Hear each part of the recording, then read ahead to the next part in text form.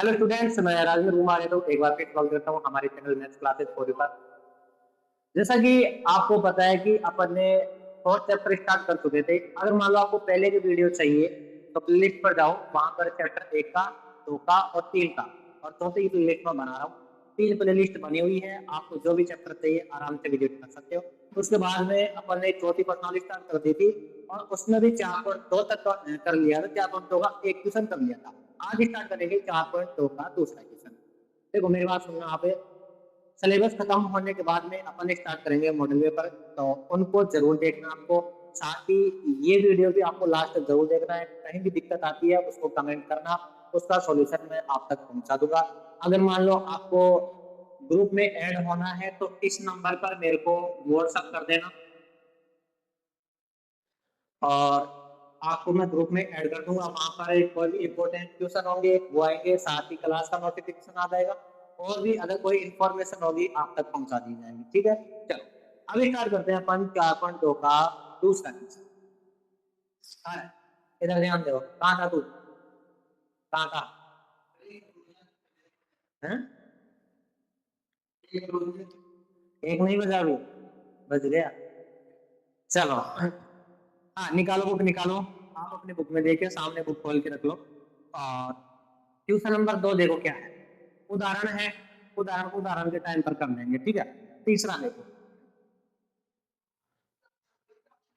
हाँ, तीसरा क्वेश्चन देखो क्या है। ऐसी दो संख्याएं ज्ञात कीजिए जिनका योग कितना हो 2700 और गुणनफल कितना हो 182। बुक में देखो। देखो मेरी बात सुनो, एक आपके पास दो संख्याएं, इधर देखो ना इधर देखो। अब नहीं बोलूंगा, तेरे को ध्यान रखना, इधर ही देखना तेरे को। ठीक है, आपके पास दो संख्याएं, ये फर्स्ट संख्या है और ये सेकंड संख्या, दोनों का योग कितना है 27। दोनों का योग कितना है 27। मैं पहली संख्या x मान लेता हूँ और ये मेरे पास दूसरी संख्या बराबर कितना है। मेरे को मान लो दूसरी संख्या चाहिए, तो वो कितनी हो जाएगी 27। ये प्लस का है, इधर आएगा किसका हो जाएगा माइनस। अगर मान लो आप कभी भी दो संख्याओं का योग दे रखा है, दो लड़कों की उम्र का योग दे रखा है, कोई भी दो चीजों का योग दे रखा है ना, इसी टाइप से करना है। आपको पहली संख्या x माननी है, दूसरी संख्या बताओ क्या आएगी, जो भी आपको दे रखा है ना उसमें से माइनस कर। अगर मान लो यहाँ पर 16 दे रखा होता, दूसरी संख्या क्या हो जाती 16 माइनस x आती। ठीक है ना, और ये आई कैसे भाई, दोनों का योग दे रखा है, योग करके 27 के बराबर कर दिया। पहली संख्या x मान, दूसरी संख्या क्या आ जाएगी 27 माइनस x आ जाएगी। मैं इसको मिटा रहा हूँ, समझाने के लिए बताया हूँ। ठीक है, तो आपके पास ऐसे मानो भाई पहली संख्या क्या है x है, माना पहली संख्या क्या है x है। तो बताओ दूसरी संख्या क्या हो जाएगी,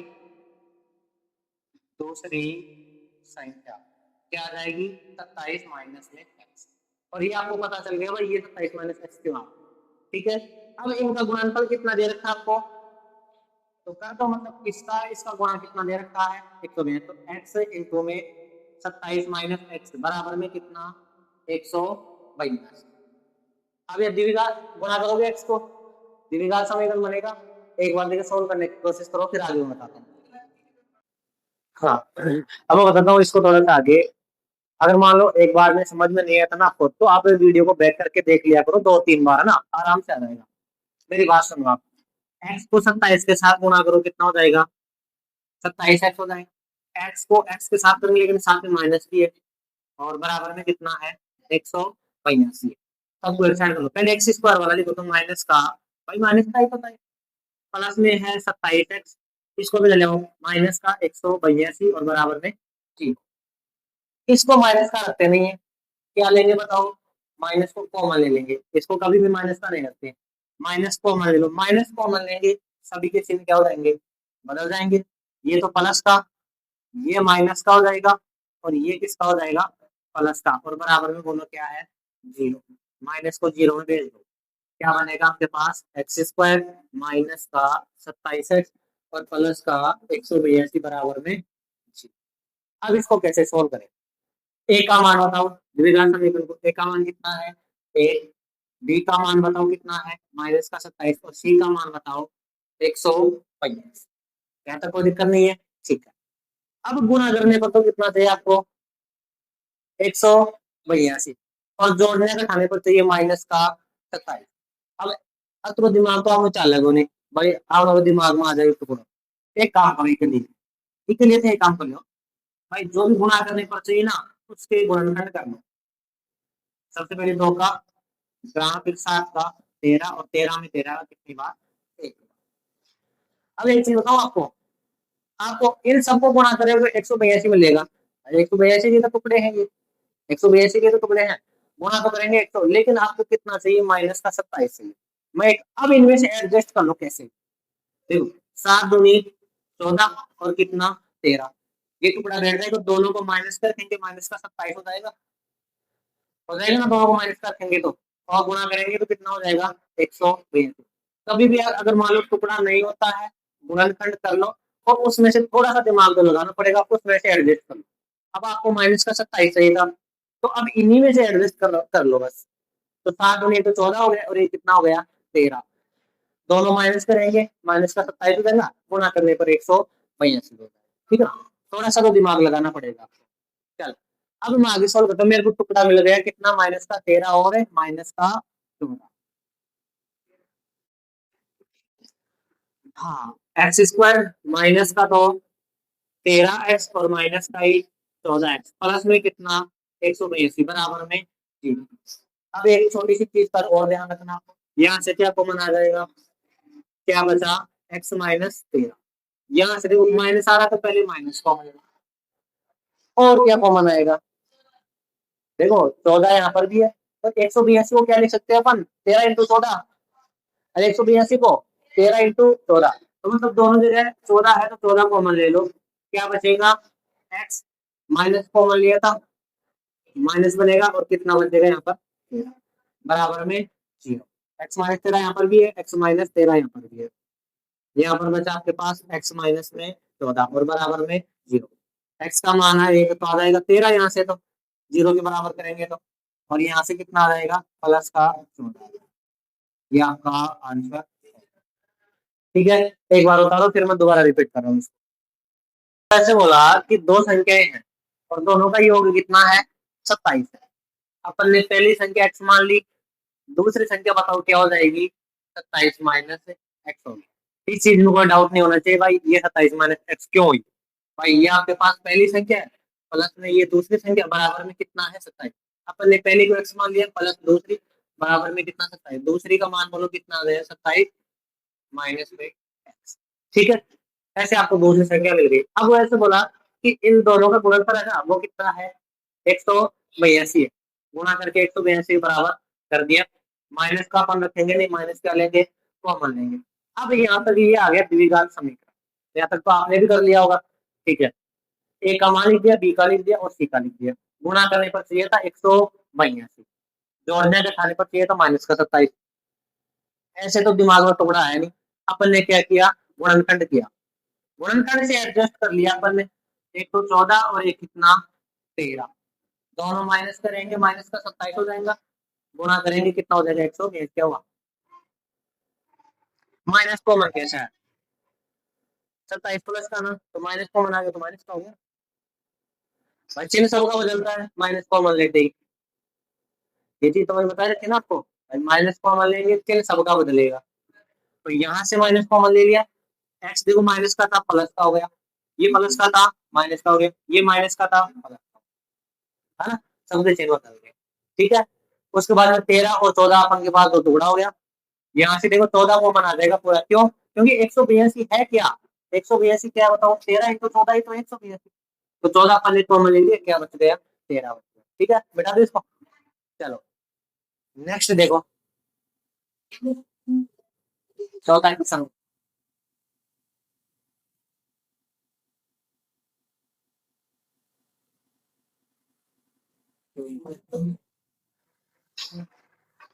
चौथा क्वेश्चन है, प्रूव क्रमागत धनात्मक पूर्णांक। मैंने आपको ये चीज पहले भी पहुंची थी, क्रमागत, अगर मान लो मेरे पास एक संख्या है x से, अब अगली क्रमागत क्या होगी,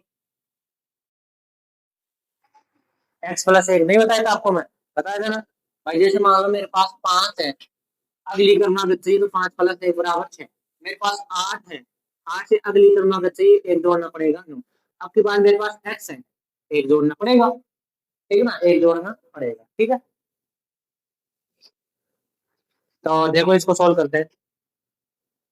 क्वेश्चन नंबर कौन सा है ये, चौथा। दो क्रमागत धनात्मक पूर्णांक ज्ञात कीजिए जिनके वर्गों का योग कितना है, 365 है।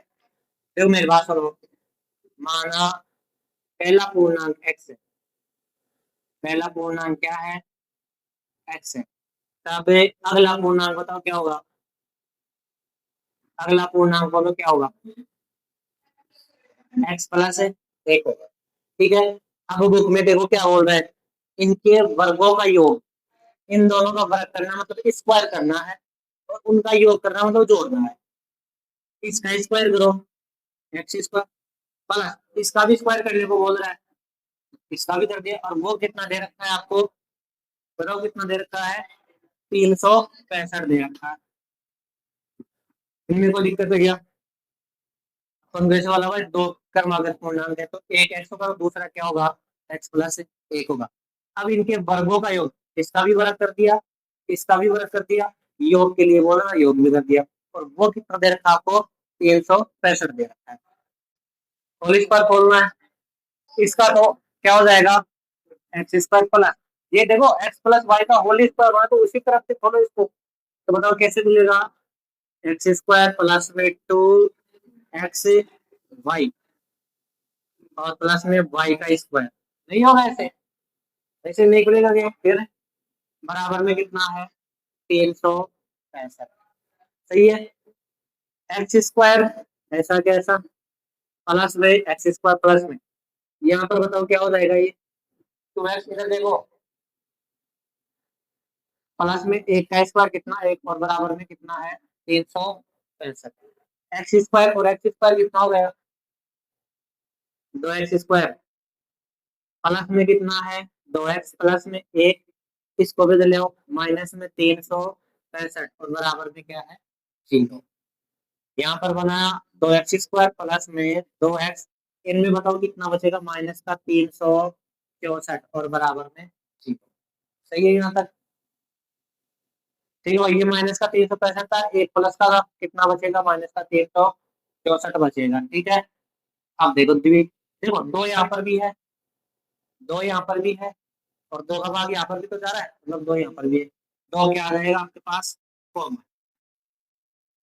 यहाँ पर बचेगा एक्स स्क्वायर, यहाँ पर बचेगा एक्स माइनस, इसमें भी दो का भाग देखो कितना बचेगा, बताओ यहाँ पर 182 और बराबर में 0। दो को जीरो में भेज दो, एक्स स्क्वायर प्लस में एक्स माइनस में 182 और बराबर में 0। द्विघात समीकरण बन गया। ए का मान बोलो कितना है, एक, बी का भी कितना है, एक, और सी का कितना है, माइनस का 182, ठीक है। एबीसी लिख लिया, गुणा करने पर आपको कितना चाहिए, और जोड़ने घटाने पर कितना चाहिए, टुकड़ा करो, देखो सोल्व करो अपना, इधर देखो। अब इससे आगे सोल्व करते हैं इसको, मैं इसको हटा देता हूँ यहाँ से।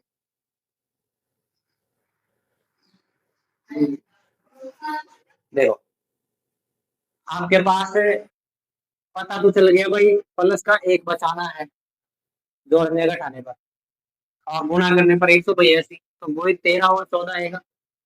प्लस का एक बचाना है, 14 रहेगा, प्लस का 13 रहेगा, माइनस का। अभी पिछले क्वेश्चन में देखो, मेरी बात सुनो, एक बार मैं दोबारा से रिपीट कर देता हूँ।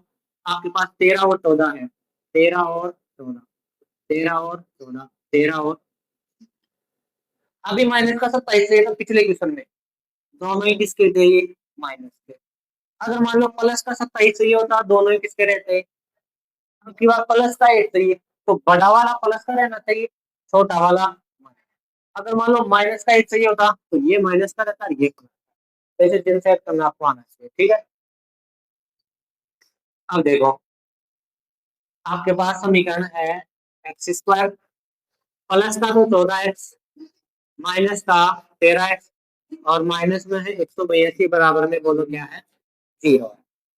यहाँ से क्या कॉमन आएगा, कॉमन आ जाएगा, तो x प्लस में 14 बचा, माइनस कॉमन आएगा पहली चीज तो, भाई दोनों जगह क्या है, माइनस और माइनस कॉमन आएगा, यहाँ भी होता तो भी माइनस आता।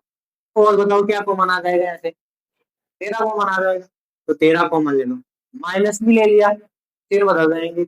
ये माइनस का था, प्लस का, ये माइनस का था, प्लस। अच्छा, 182 में से 13 निकाल लेते। 182 है क्या? 182 बोलो क्या है? 13 × 14 है। इसमें से कितना निकाल लेंगे? 13। कितना बचेगा? और बराबर में क्या है? 0। बराबर में क्या है? 0। x + 14, और यहाँ पर है x - 13, बराबर में बोलो क्या है? 0। तो x + 14 बराबर 0, और x - 13 बराबर 0। x का मान बोलो यहाँ से कितना आ जाएगा? माइनस का 14 आ जाएगा, और यहाँ से बोलो कितना आ जाएगा? 13। अब आप ये बुक में देखो एक बार, एक बार बुक में देखो आपको क्या बोल रहा है क्वेश्चन में। धनात्मक पूर्णांक। क्वेश्चन में देखो क्या बोल रहा है, एक बार दोबारा देखो क्वेश्चन में। धनात्मक पूर्णांक की बात हो रही है। किसकी बात हो रही है? धनात्मक पूर्णांक की।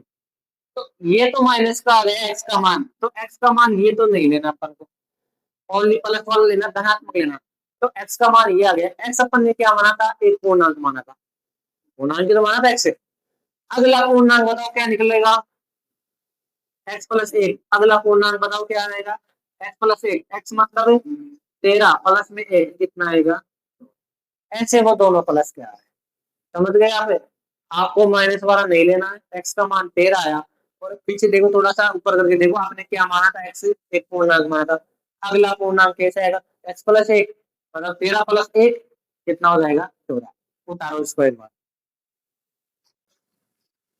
चलो 5वां क्वेश्चन देखो।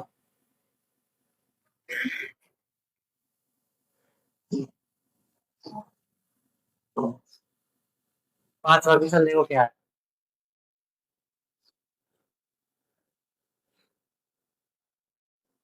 पढ़ो एक बार क्या बोल रहा है 5वां क्वेश्चन।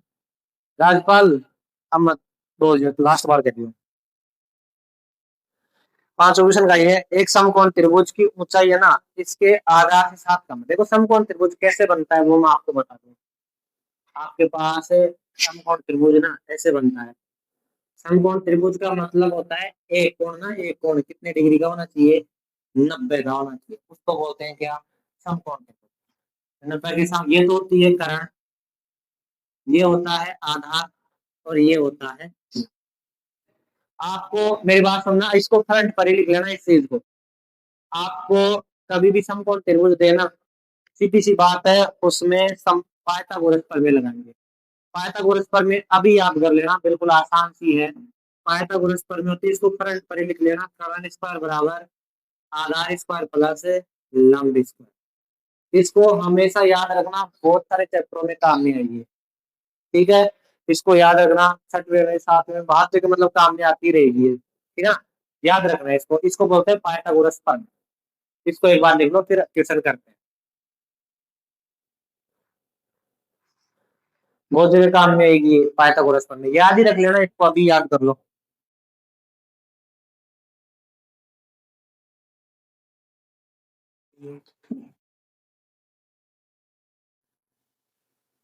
चलिए, ठीक है, ये होता है करण। हाँ, आगे चैप्टर में देखो मेरे, एक बात सुनना, ये दोनों बदलते रहते हैं, ये दोनों बदलते रहते हैं, वो आगे 8वें चैप्टर में आपको पता चल जाएगा वो कैसे बदलते हैं, है ना? अभी फिलहाल के लिए फिक्स मान लो भाई, ये लंब है और ये आधार है और ये करण है। ठीक है, चलो अब देखो मेरी बात सुनो। हाँ, इस चीज को देख लो ना, कभी भी समकोण त्रिभुज मिले आपको पाइथागोरस प्रमेय लगानी है। ठीक है, देखो क्वेश्चन क्या है। एक समकोण त्रिभुज की ऊंचाई, ऊंचाई मतलब लंब, लंब और ऊंचाई एक ही चीज होती है। ऊंचाई है ना, इसके आधार से 7 कम है। कितनी कम है? किससे? आधार से। आधार पता है आपको क्या है? बताओ। ये है, लेकिन आपको दे थोड़ी रखा भाई, इतना है आधार नहीं दे रखा। इसी को मानो कि माना समकोण त्रिभुज का आधार, समकोण त्रिभुज का आधार क्या मान लो आप? एक्स मान लो। तब लंब बताओ कितना कम है आधार से? एक्स माइनस क्या हो जाएगा? 7। आगे बढ़ो, क्वेश्चन को क्या हो। कर्ण 13 है, कर्ण कितना दे रखा है? 13 दे रखा है। आप मेरी बात सुनो, आप x का मान निकाल लेते हो ना, तो यहाँ पर जो भी होता है ना, x का मान वापस रख के, जैसे मान लो x का मान 13 आ गया या 12 आ गया, तो फिर इसका भी मान निकाला करो, आगे पूरा सोल्व कराया करो वापस से, ठीक है ना। हाँ, कर्ण का मान 13 दे रखा है, अन्य दो भुजाएं ज्ञात करनी है आपको, मतलब ये और ये भुजाएं आपको क्या करनी है, ज्ञात करनी है। अपन को इसका नहीं पता था आधार का, आधार x मान लिया, लंब के लिए वैसे बोला भाई 7 कम है, 7 कम कर दिया, कर्ण आपको कितना दे रखा है, 13 दे रखा है। तो पाइथागोरस पर मैं लगाओ, क्या होती है बताओ, कर्ण का स्क्वायर बराबर आधार का स्क्वायर प्लस में लंब का स्क्वायर। कर्ण का मान कितना है, 13, तो 13 का स्क्वायर। आधार का मान कितना है, x, तो एक्स स्क्वायर। लंब का मान कितना है, x माइनस 7 का स्क्वायर।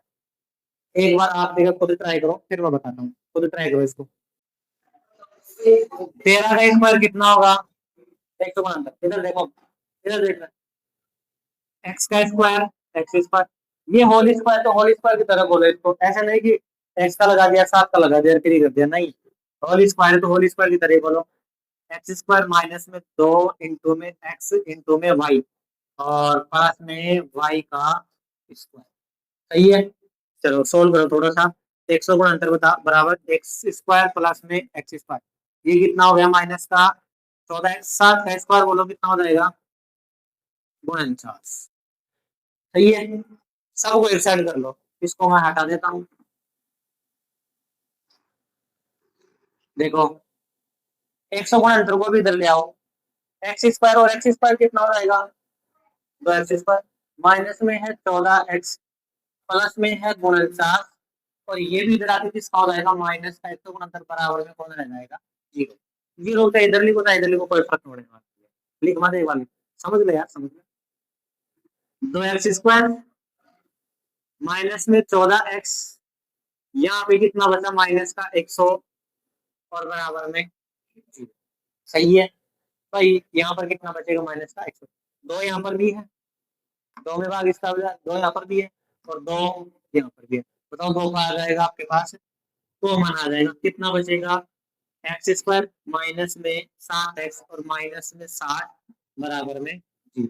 यहाँ तक कर लिया था आपने, इसको 0 में भेज दो, क्या बचा आपके पास, एक्स स्क्वायर माइनस में 7x और माइनस में 60 बराबर 0, ये द्विघात समीकरण आ गया। ए का मान बोलो कितना है, एक, बी का मान माइनस का 7 और सी का मान माइनस का, गुणा करने पर आपको चाहिए कितना, 60 चाहिए, और जोड़ने घटाने पर कितना चाहिए आपको, माइनस का 7 चाहिए, इससे गुणनखंड कर लो, या तो 60 के, दो का गया 30, दो का गया 15, तीन का गया 5, 5 में कितना, अब इन्हीं में से एडजस्ट करना आपको कैसे भी, ठीक है। मैं करता हूँ, दो दूनी चार, चार की 12, और 12 पंजे 60, माइनस का 7 चाहिए ना, ये माइनस का हो जाएगा, ये प्लस का हो जाएगा, बच जाएगा माइनस का 7, अरे बच जाएगा ना माइनस का 7, फिर ठीक है। चलो आपको इन्हीं टुकड़ों में से एडजस्ट करना है, कैसे भी आगे पीछे करके, इतना सा दिमाग तो आपको खुद को लगाना पड़ेगा। तो अपन ने कर दिया, दो दो चार, चार किया, एक तो हो गया 12, और 12 बन 60, एक टुकड़ा तो है 12 और एक है 5, अब माइनस का 7 चाहिए, तो 12 तो रहेगा माइनस का, 5 रहेगा किसका, प्लस का। चलो इसको सोल्व करते हैं आगे, तो एक्स स्क्वायर माइनस का तो 12x प्लस का 5x, और बराबर में कौन है, सॉरी माइनस में है 60 और बराबर में कौन है, 0। कॉमन बताओ क्या आएगा, मिटा दो इधर से मैं मिटा रहा हूँ, इसको उतार लो एक बार, इधर से मैं हटा रहा हूँ, कॉमन कितना आ जाएगा यहाँ पर, एक्स, एक्स कॉमन ले लो, बचेगा एक्स माइनस 12, यहाँ से क्या कॉमन आ जाएगा, 5, बचेगा एक्स माइनस 12 और बराबर में 0। भाई 60 को अपन 12 बन 60, मतलब 5 यहाँ पर भी है, तो x माइनस 12 कॉमन आ जाएगा, यहाँ पर बचेगा x प्लस 5 बराबर में 0, x माइनस 12 बराबर 0, x प्लस 5 बराबर 0। अब देखो ध्यान यहाँ पे देना है, x बराबर कितना है यहाँ पर, तो 12, और यहाँ पर कितना है माइनस का 5। मेरे को एक चीज बताओ, दूरी कभी भी माइनस में होती है क्या, दूरी कभी भी माइनस में नहीं होती, तो माइनस वाला तो नहीं लेना। ओनली कितना आया 12। ये तो एक्स का मान ही आया है, एक भुजा आई है अभी तो। दूसरी भुजा कैसे निकालोगे लंब? बताओ लंब कैसे निकालोगे? एक्स की जगह 12 रख दो, माइनस में 7 कितनी आ जाएगी 5। अब हुआ ये कंप्लीट। आप यहाँ तक ही करके छोड़ देते हो, नहीं इनको भी देखो एक बार, इनको निकालना है। एक्स क्या माना था 12, ये तो आ गया, ये भी तो निकालना है। तो 12 माइनस 7 कितना बचा आपके पास? 5। अब उतार लो इसको। चलो नेक्स्ट छठवां क्वेश्चन देखो, इसको मैं हटा रहा हूँ।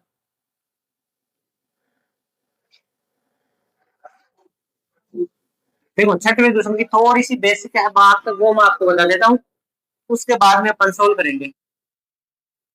क्वेश्चन नंबर 6 की जो छोटी सी बेसिक बात है वो मैं आपको बता देता हूँ। देखो इधर देखो, जैसे मान लो इधर देखो, आपके पास 5 पेन है। कितने पेन है? 5। पेनों की संख्या कितनी है आपके पास? 5 है। मान लो 5। और एक पेन है ना, एक पेन का मूल्य लिख रहा हूँ एक बार में, एक पेन का मूल्य वो ऐसे बराबर 6 रुपए का है। कितने रुपए का है? 6। तो कुल लागत बताओ कितनी हो जाएगी? 30। आपको कैसे मिली? 5 × 6 करके मिली 30। ठीक है, इसका मतलब ये निकाला मैंने कि अगर मान लो मेरे को कुल लागत चाहिए, देखो ना, अगर मान लो मेरे को कुल लागत चाहिए तो संख्या को मूल्य से गुणा करना पड़ेगा। ये बात सही है ना? संख्या को मूल्य से गुणा करना पड़ेगा। ठीक है, अरे ठीक है ना, अगर मान लो आपको कुल मूल्य चाहिए ना, कुल भाई इनके कितने रुपए हो गए, तो ये तो संख्या है और ये एक पेन का मूल्य है, इन दोनों को गुणा करके आपको टोटल रुपए मिल जाएगा। ठीक है ना? अब देखो क्वेश्चन को पढ़ते हैं आराम से, जैसे मैं पढ़ता हूँ वैसे ही आपको पढ़ना है। क्या दे रखा है? एक कुटीर उद्योग एक दिन में कुछ बर्तनों का निर्माण करता है। क्या कर रहा है? कुछ बर्तनों का निर्माण कर रहा है। तो सबसे पहले तो ये लिख दो भाई, माना निर्माण किए गए बर्तनों की संख्या। माना निर्माण किए गए बर्तनों की संख्या क्या है? एक्स है। आपको ऐसे बोलोगे कुछ बर्तन है, नहीं पता, एक्स मान लिया। ठीक है, आगे बढ़ो। एक विशेष दिन यह देखा गया कि प्रत्येक नग की निर्माण लागत, मतलब जो बर्तन बन रहे हैं ना, उनकी लागत कितनी है? उनकी लागत कितनी है? उस दिन निर्माण किए गए बर्तन, देखो कितने निर्माण कर रहे हैं अपन? एक्स कर रहे हैं। अब बताओ लागत, लागत के लिए वो क्या बोल रहा है कि बर्तन की लागत है ना, देखो दोबारा देखो क्या बोल रहा है। यह देखा गया कि प्रत्येक नग की लागत, मतलब जो बर्तन बन रहे हैं ना उनकी लागत कितनी है? जो एक दिन में बर्तन बन रहे हैं ना, एक दिन में बर्तन कितने बन रहे हैं? एक्स। उनकी दो गुनी, दो गुनी और तीन अधिक, तो दो गुनी कर दिया और तीन अधिक भी कर दिया। ठीक है, लागत मिल गई मेरे को। हाँ, तीन अधिक तीन। यदि उसी दिन कुल निर्माण लागत कितनी है? 90 है। कुल लागत है, कुल लागत कितनी दे रखी है आपको? कितनी दे रखी है? 90 है। तो निर्माण के बर्तनों की संख्या और प्रत्येक नग की निर्माण लागत ज्ञात है कर। देखो मेरी बात सुनो, ये आपके पास क्या है? एक दिन में जितने भी बर्तन बन रहे हैं ना उनकी संख्या है। लागत कितनी बता रहा है वो? कि जो बर्तन बन रहे हैं ना उसका 2 × 3 अधिक, तो 2 × 3 अधिक अपने कर दिया। अब कुल लागत आपको 90 रुपए दे रखी है। अब मेरे को बताओ कुल लागत कैसे मिलेगी? जब आप इस संख्या को लागत से गुणा करेंगे तभी तो मिलेगी। संख्या कितनी है आपके पास? एक्स। और लागत कितनी है आपके पास? और बराबर में कितना है? ठीक है, एक्स को अंदर गुणा करो, कितना हो जाएगा? 2x² प्लस में 3x बराबर में 90। इसको इधर ले आओ। 2x² प्लस में 3x माइनस में 90 बराबर में 0। ए का मान बोलो कितना है? 2। बी का कितना है? 3। और सी का कितना है माइनस का 90। इसका एक्स का मान निकालो, गुणा करने पर कितना चाहिए आपको है 180। करो देखिए सॉल्व करो आगे आ रहा है, देखो इधर, इधर देखो, आगे मैं इसको सोल्व कर रहा हूँ। देखो आपको गुणा करने पर चाहिए 180, जोड़ने का खाने पर चाहिए कितना 3। अब ऐसे दिमाग में टुकड़ा आता नहीं है, अपन 180 गुणनखंड करके देख लेते, फिर एडजस्ट कर लेंगे। 2 का जा रहा है 90, 2 45, 3 15, 3 5 5 6।